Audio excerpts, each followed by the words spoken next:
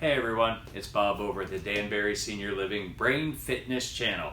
Here again, we're going to talk about an easy brain exercise, something we can do every day to help this muscle grow a little bit every day. Today, I want to talk about learning a new skill, learning a new hobby.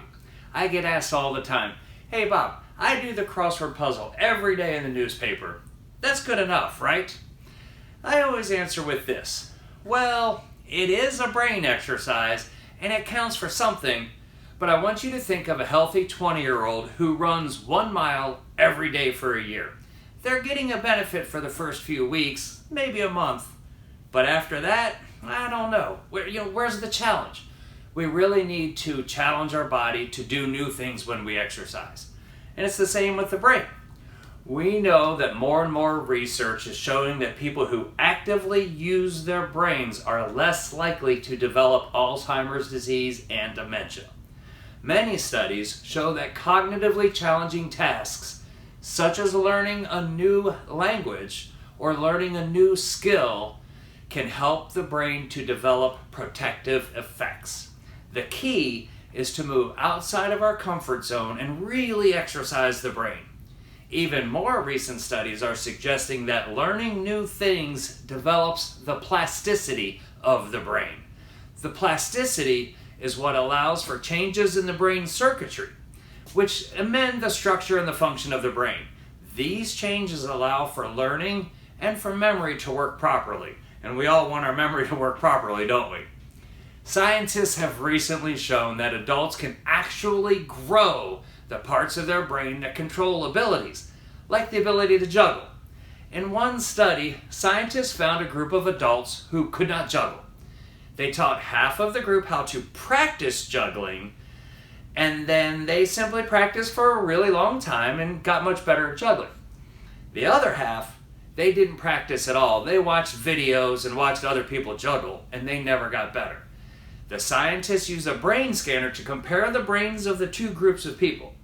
They found that the people who learned how to juggle actually grew the parts of their brains that control the juggling skills, the visual and the motor areas, right?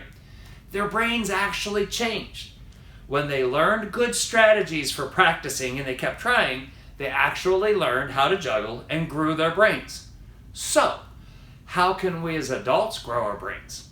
Listen, if a weightlifter sat and watched other people exercise and lift weights all day long, would they grow stronger? If you tried to learn how to juggle just by reading a book, you wouldn't learn how to juggle. You have to actually do it. You have to actually practice. You have to do it the hard way to get better at something.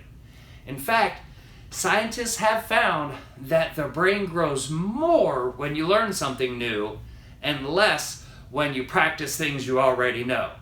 So now rewind to the beginning of this episode when I talked about doing the daily crossword puzzle, right?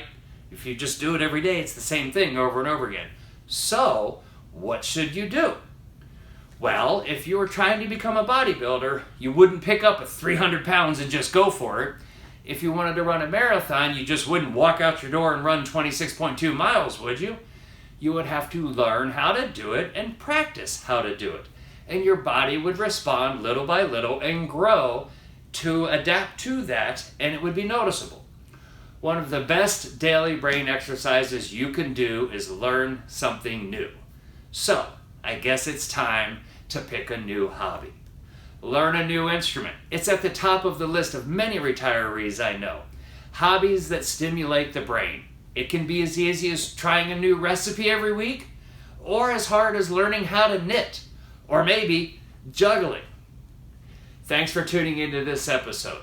I hope you'll post in the comments below what you are going to learn or what maybe you have already learned, and I hope to see you juggling soon. We'll see you next time.